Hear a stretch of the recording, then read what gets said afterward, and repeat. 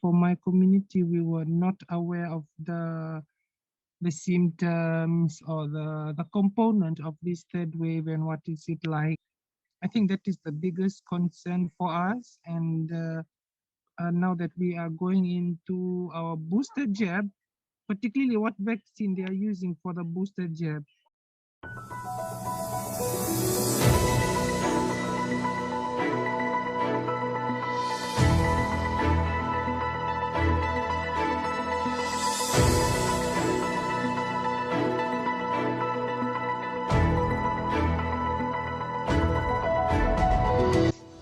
The other concern that we have is regarding our safety and access to safety equipment, as well as for our children.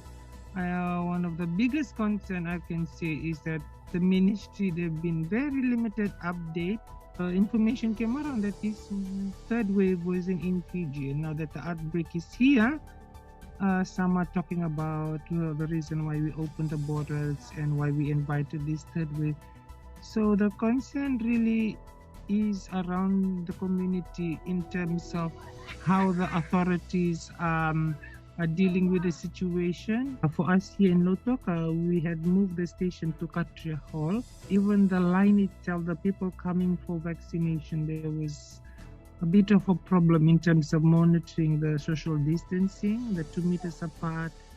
For some stories I got from my community, the parents that were talking about their children not wanting to go to school because they are scared of the third wave. I think if that's coming from our children, there's a concern for parents and guardians to safeguard our children, and it can be a challenge to really calm our children down in this kind of situation.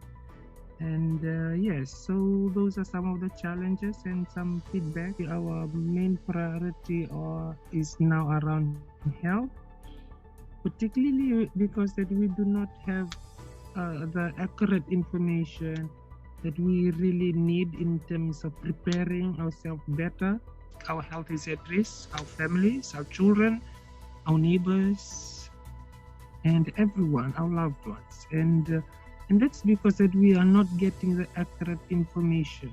I think one of the experiences I can share is that what we are doing right now with the third wave is just following on the steps or on the steps that we took with the two previous first wave and second wave, like mask up, social distancing, and all of this. So now that nothing is really coming from the ministry, I think what we are just doing now is just encouraging everyone to, get back that the restriction modes and just being careful and following protocols, because that we can't really depend on the ministry, but we can depend on ourselves.